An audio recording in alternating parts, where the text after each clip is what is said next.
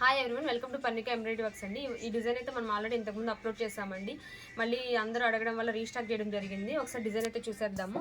ఇది మనకు బ్లాక్ మీద వచ్చేసరికి గోల్డ్ అండ్ సిల్వర్ కాంబినేషన్తో చేశారండి.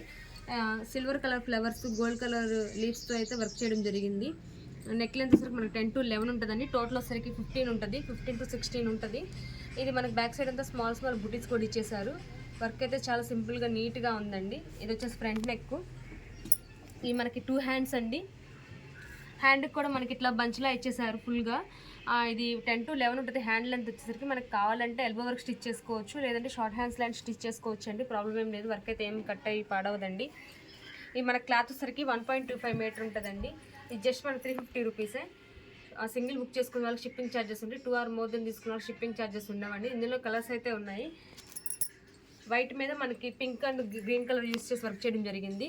అండ్ గోల్డ్ కలర్ ఫినిషింగ్ కూడా ఇచ్చేసారు. మనకి బ్లూ కలర్ మీద ఆరెంజ్ కలర్ యూస్ చేసి జరిగిందండి. ఇది orange and silver colour use చేశారు. గోల్డ్ కలర్ ఫినిషింగ్ కూడా ఇచ్చేసారు మనకి. ఇది పింక్ మీద బ్లూ కలర్ యూస్ చేశారండి. Pink and silver gold colour use చేశారు.